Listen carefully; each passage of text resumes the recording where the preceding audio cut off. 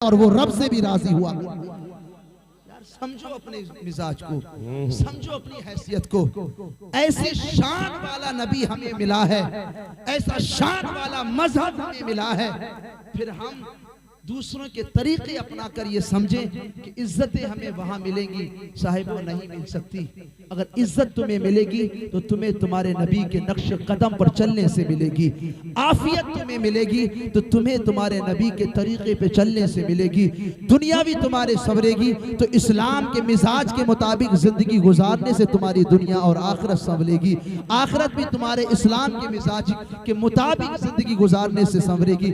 इसलिए दुनिया का कामयाब इंसान वही है जो इंसान दुनिया में रह करके अच्छे अमल करके अल्लाह को राजी करता रहे, रसूलुल्लाह को राजी करता रहे। अगर ये राजी हो गए तो वो दुनिया में भी कामयाब है और आखिरत में भी कामयाब है। इसलिए आप दुनिया के मिजाज के मुताबिक अपनी जिंदगी के कुछ तौर तरीकों को बदलें।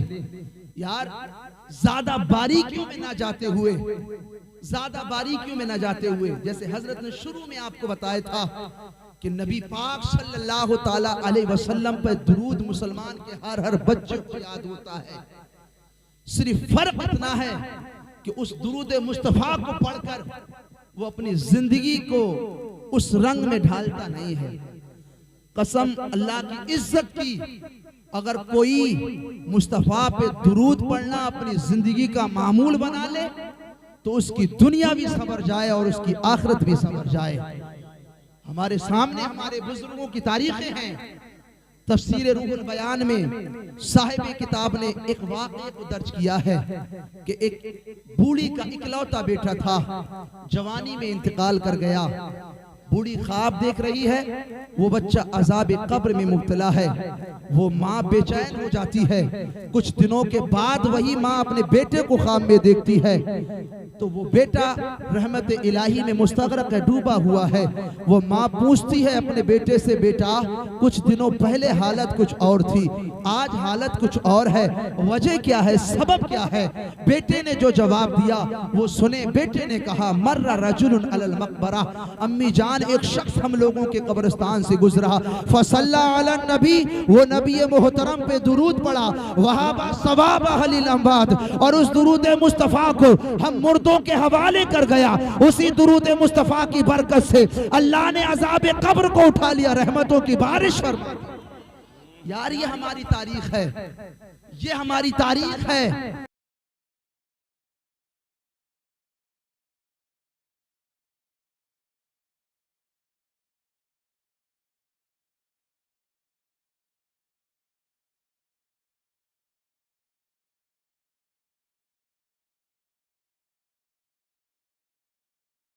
बाल्टी को नहीं पाया। कुछ देर खड़े होने के बाद आप वापस आ रहे हैं। उसी कुएं के करीब एक मकान था, उस मकान से खिड़की खोलकर एक कम उम्र बच्ची कुएं के जानिब देख रही थी। कुछ देर देखते देखते वो बच्ची बाहर आती है।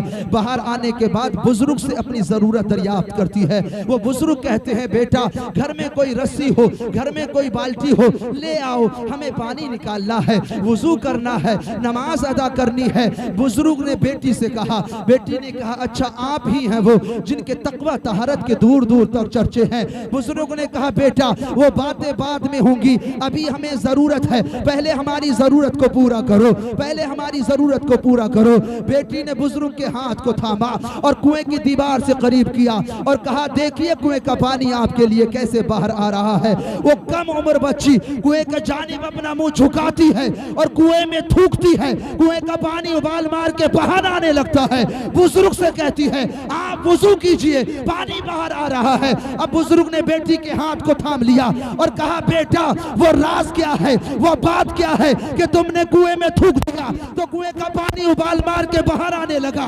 और कहा, बाबा जान, ए दादा जान की मंजिल में रहने वाले बुजुर्ग, मेरे पास कुछ नहीं है, मैं मुस्तफा पे दुरूद पढ़ती हूँ। दुरूद मुस्तफा की बरकत से अल्लाह ने जुबान में तासीर अता कर दी कि मैंने कुएं में थूक दिया तो कुएं का पानी उबाल मार के बाहर आने लगा।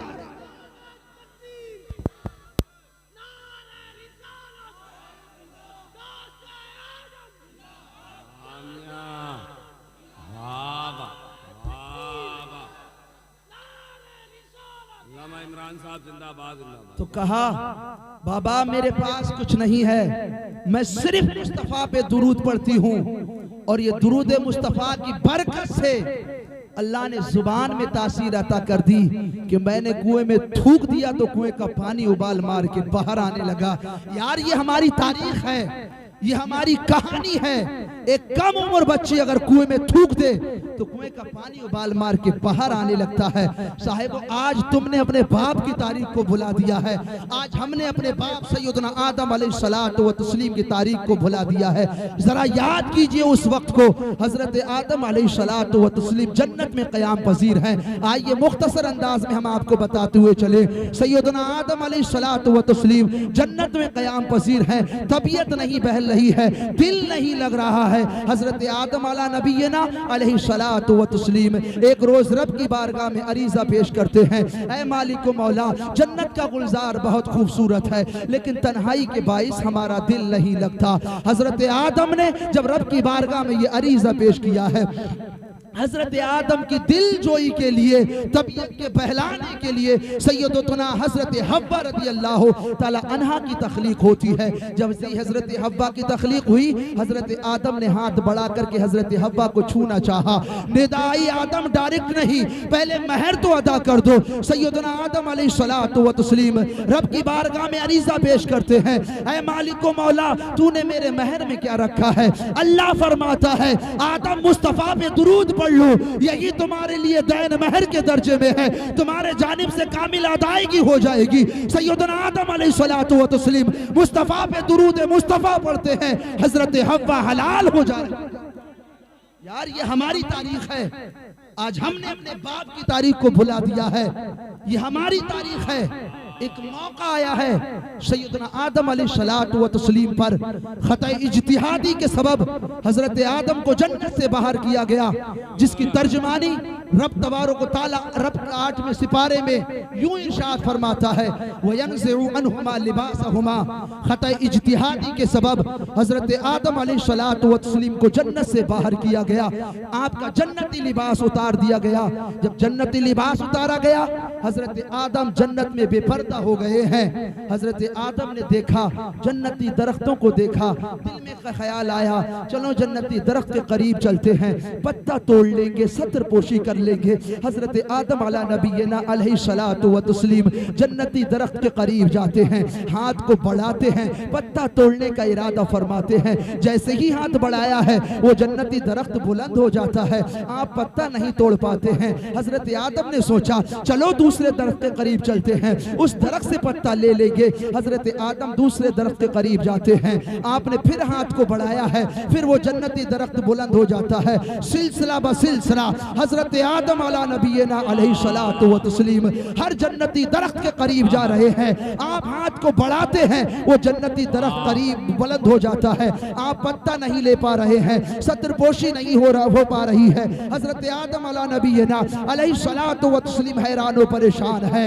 हजरत आदम अला नबीना अलैहिस्सलातु व तस्लीम एक दरख्त के करीब गए हैं, जब आपने हाथ को बढ़ाया है वो दरख्त बुलंद ना हुआ बल्कि इतना झुका कि हजरत आदम ने हाथ को बढ़ाया है, पत्ते को पाया है, पत्ते को तोड़ा है, फिर आपने सतर पोशी फरमाई है। तमाम जन्नती दरख्तों ने रब की बारगाह में यह शिकवा किया, ऐ मौलाए कायनात खता इज्तिहादी के सबब जो तेरा हुक्म था हजरत आदम का जन्नती लिबास उतार दिया गया।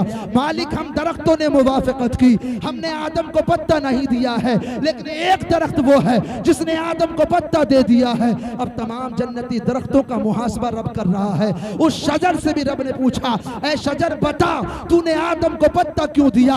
अब शजर का जवाब सुनो। वो दरख्त बोल उठा, ऐ मौलाए कायनात जब ये तेरा बंदा आदम मेरे करीब आया तो पेशानी आदम में मोहम्मद मुस्तफा जगमगा रहे थे, मैं ताज़ीम नबी में झुक गया और आदम को पत्ता दे दिया। जब एक दरख्त का हजरत आदम के साथ ये सुलूक पेश आया है तो फिर बारगाह खुदा से उस शजर को ये इनाम मिला कि अल्लाह ने उसका तज़किरा कुरान मजीद में यूं फरमाया है, वत्तीन वज़्ज़ैतून वतूर सीनीन वहाज़ल बलदिल अमीर। दरख्त तीन की कसम, इंजीर की कसम। जब एक दरख्त का सुलूक नबी के साथ ये आया है तो फिर नबी ने भी उसका तज़किरा कुरान में फरमाया। उसका तज़किरा कुरान में फरमाया है। साहिब ये हमारी तारीख है, ये हमारी हिस्ट्रियां हैं। आज हमारा मिजाज ये है, आज हमारे तौर तरीके ये हैं कि हम कलमा तो नबी का पढ़ते हैं, इकरार तो रब की वहदानियत का करते हैं, लेकिन हमारे अमल, हमारे रवैये ये बताते हैं कि हम किसी और रब को मनाने में लगे हुए हैं, किसी और रब को मनाने में लगे हुए हैं। साहिबो, मैंने बताया आफियत तुम्हें इस्लाम में मिलेगी, इज्जत तुम्हें इस्लाम के तरीके पर चलने से मिलेगी, और दुनिया में कामयाबी भी तुम्हें इस्लाम के तरीके को फॉलो करने से मिलेगी। इससे हटकर ना तो इज्जत है, ना आफियत है, ना कामयाबी है।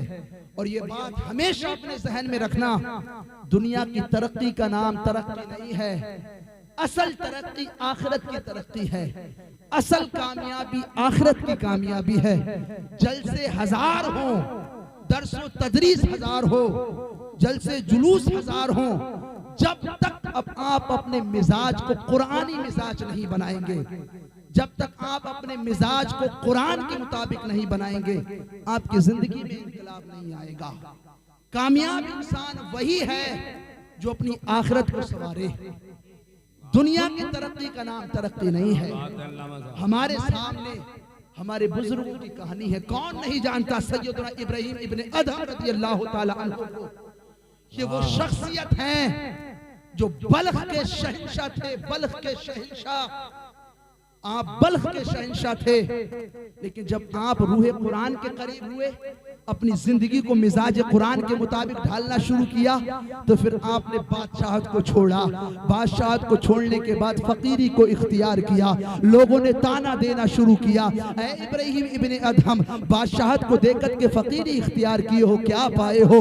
बादशाहत को देखकर के फकीरी में आए हो, क्या मिला है? क्या शान थी तुम्हारी बादशाहत में? फकीरी में तुम्हारा क्या आलम है? हजरत इब्राहिम इब्ने अदहम का उस वक्त हाल ये था कि आप दरियाए दजला के करीब बैठ करके अपनी गुदड़ी सिल रहे थे। जब लोगों ने ताना दिया, लोगों ने ताना तशनी किया, हजरत इब्राहिम इब्ने अदहम ने उन्हें दिखाया कि फकीरी में मैंने क्या पाया है, क्या खोया है। ऐ जमाने वालों देखो, हजरत इब्राहिम इब्ने अदहम ने अपनी सुई को, हजरत इब्राहिम इब्ने अदहम ने अपनी सुई को दरियाए दजला में डाला। डालने के बाद कुछ देर के बाद हजरत इब्राहिम इब्ने अदहम दरियाए दजला से मुखातिब होते हैं और इरशाद फरमाते हैं, ऐ दरियाए दजला, हमारी सुई वापस करो। तारीख गवाह है, हजारों मछलियां सोने की सुइयां लेकर के अपने मुंह में हजरत इब्राहिम इब्ने अदहम के पास हाजिर होती है और जुबान हाल से कहती है, ऐ इब्राहिम इब्ने अदहम, जिस सुई को तुम चाहते हो उसे इख्तियार कर लो।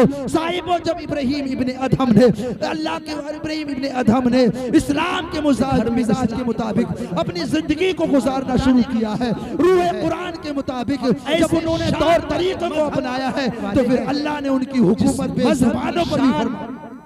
यूं कुरान बयान करता है, इन बेज़ुबान इन दल्लाही है इस्लाम। यार, हम उस दीन के मानने वाले हैं जो रब के नजदीक पसंदीदा दीन है। तो यार, क्यों हम उस दीन पे चल के अपनी आखिरत न सवारे, अपना मिजाज कुरानी बनाए। आप इस्लाम के मिजाज के मुताबिक अपनी जिंदगी ढालें। और हमारा आपको बस पैगाम यही है, ये जिंदगी चंद रोजा है, किसकी जिंदगी का तार कब टूट जाए कोई नहीं जानता। इसलिए रहती सांस उस रब्बे गफूर की बारगाह में तौबा करके सजदा रेज हो जाओ। उसका ऐलान है, इन्नहु काना तव्वाबर रहीमा, तू अपने रब को बड़ा ही तौबा कबूल करने वाला, रहम करने वाला पाएगा। तो जरूरत यह है कि हम जिंदगी के तार टूटने से पहले अपने रब के हुजूर तौबा करके सजदा रेज हो जाएं। दुनिया भी संवर जाएगी, आखिरत भी संवर जाएगी। बस हमारा ये पैगाम याद रखना, जिंदगी के हैं दो जहां, एक ये जहां एक वो जहां, इन दोनों जहां के दरमियां बस फासला है एक सांस का। गर चलती रहे तो ये जहां, रुक जाए तो वो जहां। सांसों की इस माला में रंग भर दो इश्क रसूल का, सांसों की इस माला में मोती पिरो दो दुरूद का। फिर ये जहां क्या वो जहां, साथ होंगे महबूबे दो जहां। अस्सलाम वालेकुम।